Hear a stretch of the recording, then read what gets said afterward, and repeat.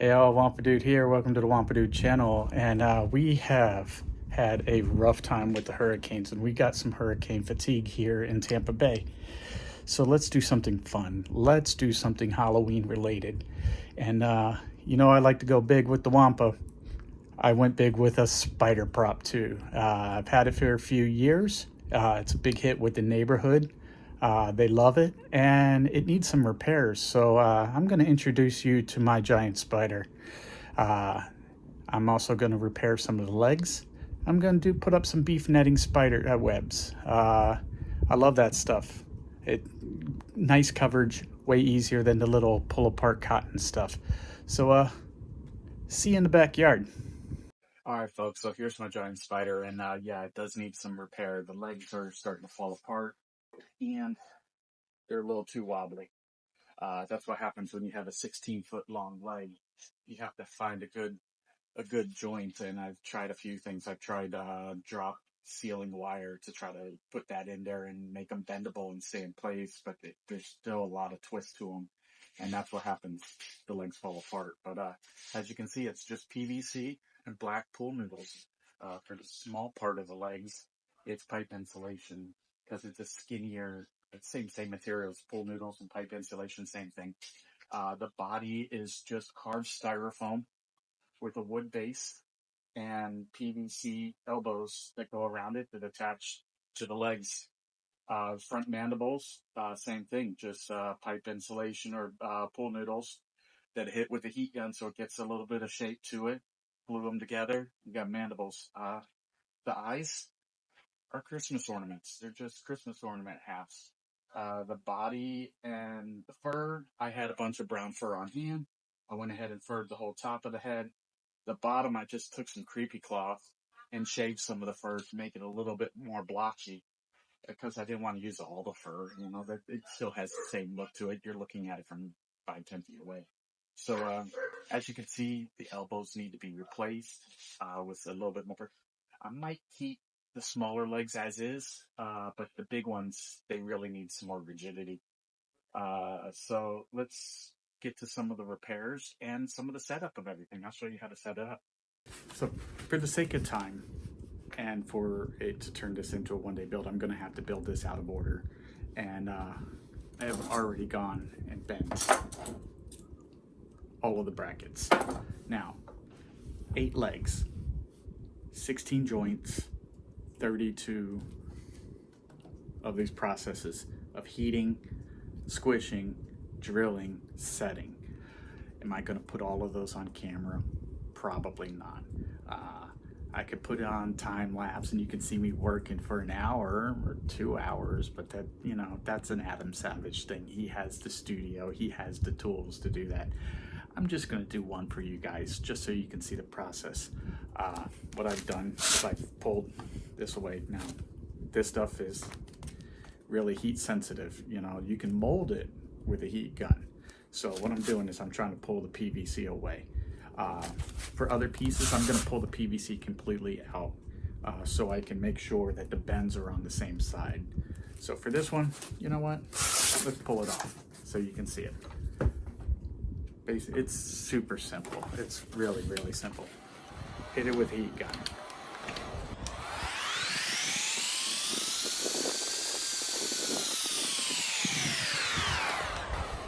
Should be enough, I hope. Now, this is an old vise, at least 100 years old. I tried looking them up to see if there's a value to them. They're valuable. You can get them for like $300-400. I got it as a family heirloom. I love it.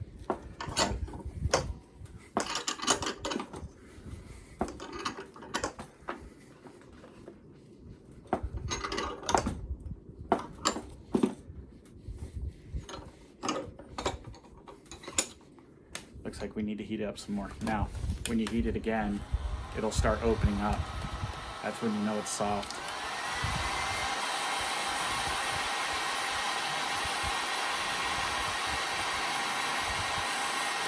If you notice, I have numbers on them. That's how I know what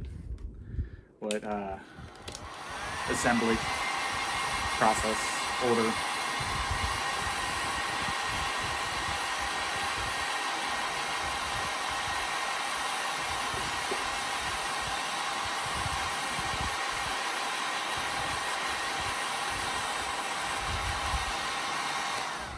starting to open up, which means it's soft. So let's squish it again.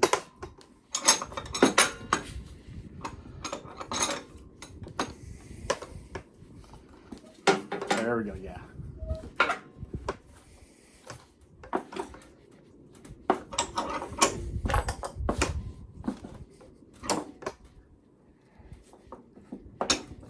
All right.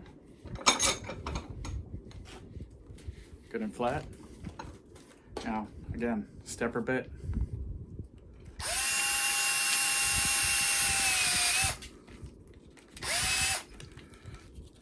These might be the best bit for PVC. I love these.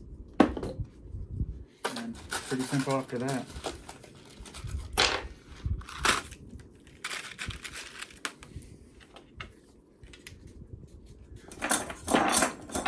Bracket goes on the bottom. Washer goes on the bottom. Now, I could put a washer on both sides. I probably should. Maybe the washer should be on the top. Let me try that. Yep, there goes that bracket. I got 14 more.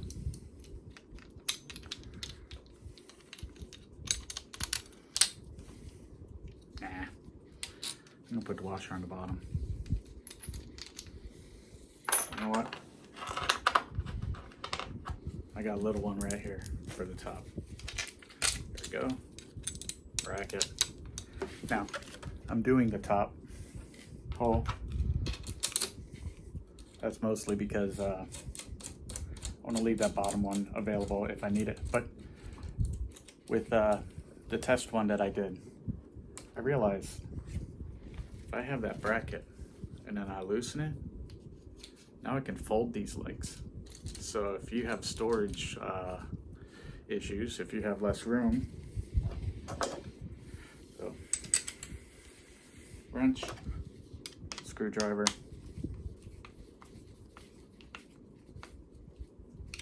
look at that.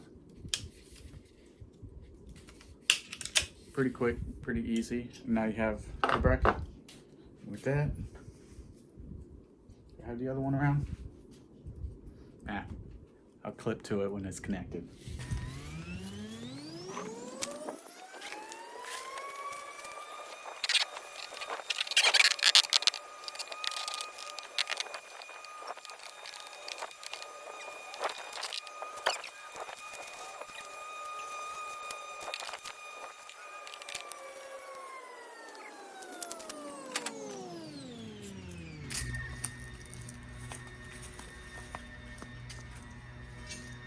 Now my front yard with the oak tree here has a bunch of roots, so we kind of got to probe to find the spot to put rebar.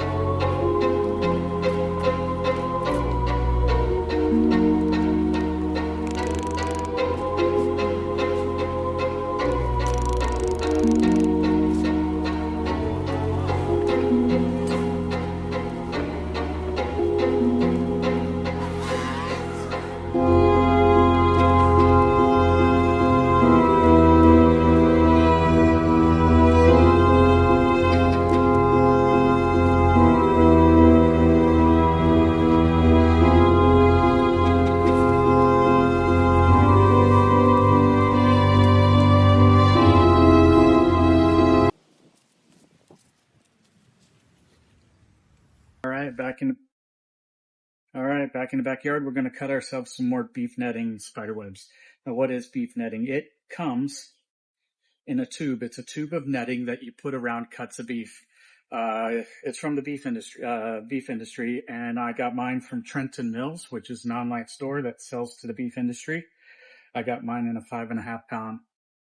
5-pound roll. They also have 10-pound rolls. You can get it at Amazon, and the ones that you saw in the front yard, that's from Spirit Halloween. It comes in little packs, but I thought this year get the big roll of it.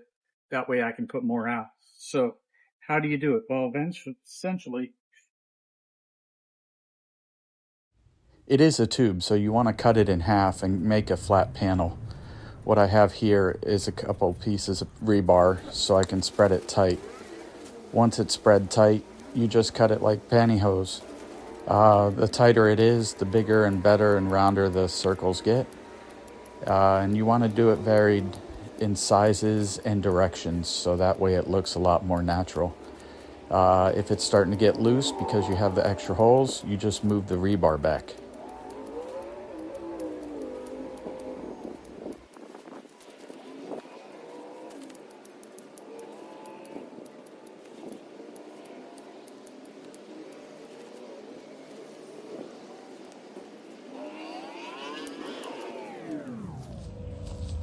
The more cuts you put in it, the larger it gets.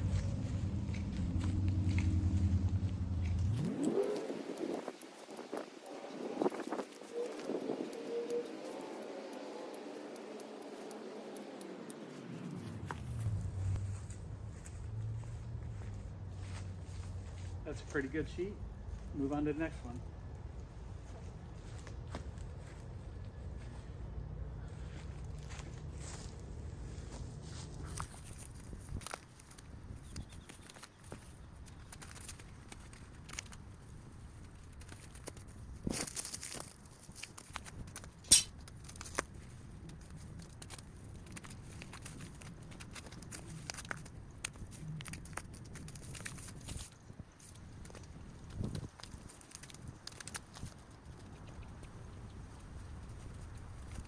This is why I love the beef netting, is because it's super easy to cut, use, and then use it the next year and recycle it, because that other stuff, the cotton stuff, not good for animals, and any snakes or any birds can go right through this, and then you can take it down, use it the next year.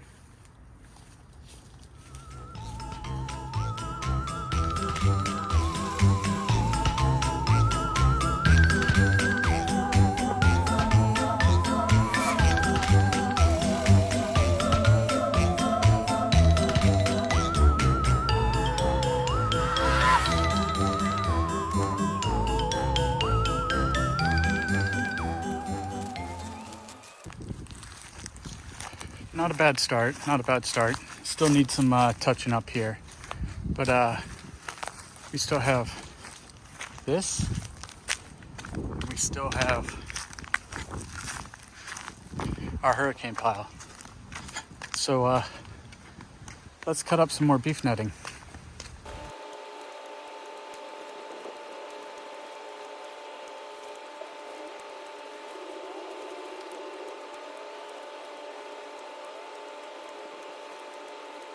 So quick little backstory on why I changed up my design this year. It's this. This is the hurricane debris still left over from Hurricane Helene and Hurricane Milton. City and FEMA said it's going to take up to 3 to 4 months to clean it all up. And I still had a pile in my yard. So there we go. Added some spider webs, added a spider. Some more over there.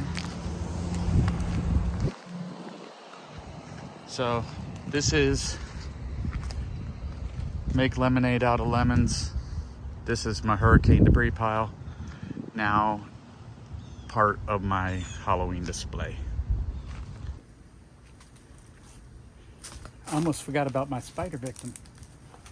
This is just a hinge dummy made out of old clothes, PVC, some cotton batting covered with some creepy cloth.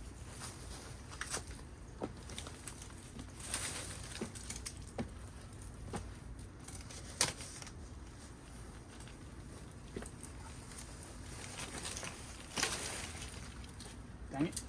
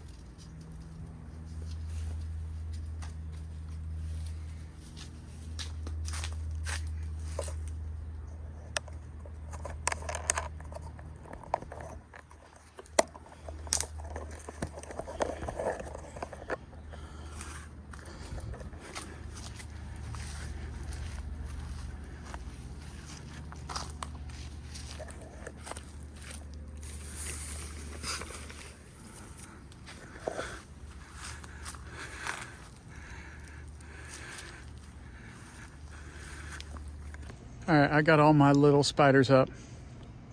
They're all up in their webs. No, that's not Ivar. That's one of my other skeletons. And it's time to add my skeletons to my spider display for Halloween. Right here and right there. I started putting it up already, but I'm gonna go ahead and put this guy up. Now, At Home earlier in the season was selling this guy for half off. Why? Because these arms, the customer that bought it, one of the pieces of the arms was missing. And you know, if you know anything about anything made in China or anything made outside of the United States, everything is metric. And I don't know if they tried putting a bolt in and it didn't fit, but you know what? One M8 threaded rod, arm works perfect. So I got it half off with a $6 threaded rod. Awesome.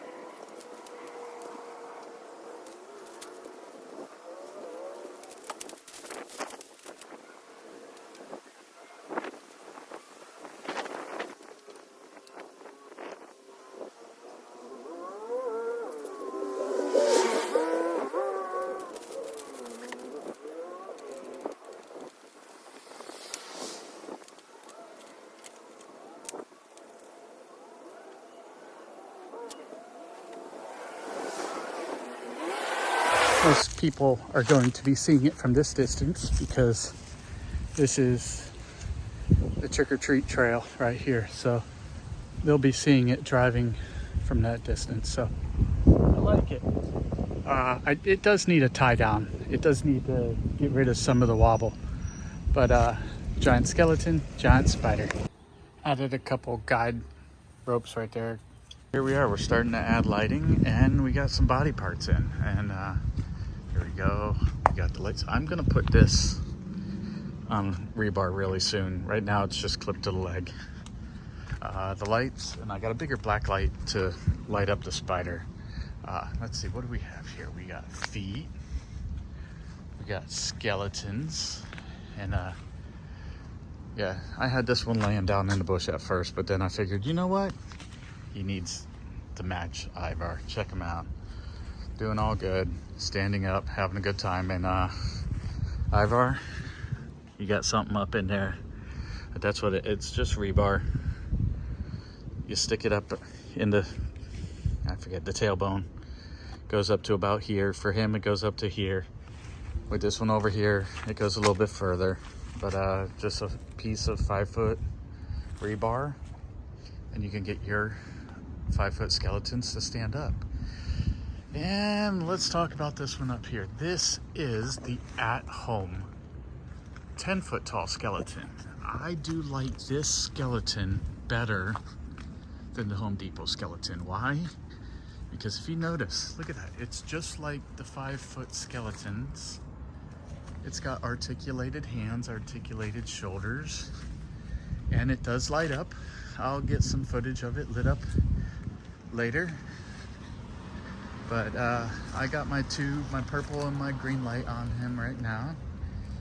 Got my my zombies and my skulls coming out. I got more body parts, and these ones here are usually out here in a whole graveyard. But given the storm, and given that I had to do a celebration of life picnic for my father this weekend, I didn't have much time to decorate. So that's it for this year. I do have this. It will get more lighting and smoke effects on Halloween in 2 days. So here we go, check it out. I'll do a little quick walkthrough.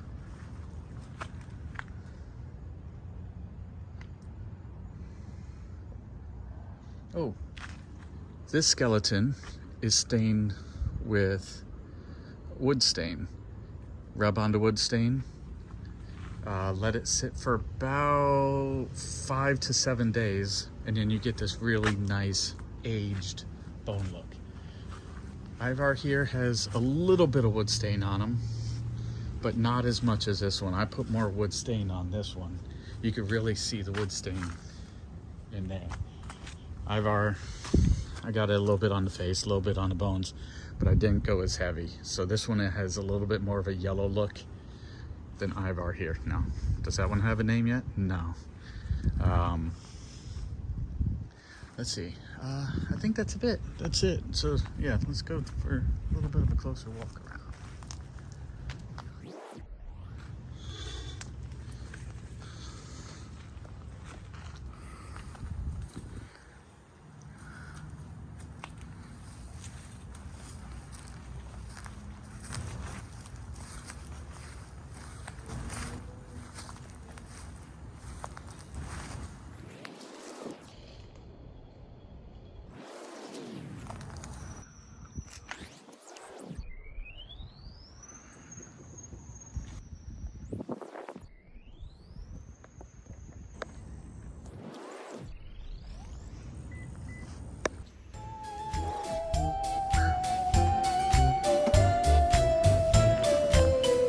That, we have my Halloween decoration, and I hope you like it. It's not the best this year. It's a little bit toned down because of the storm.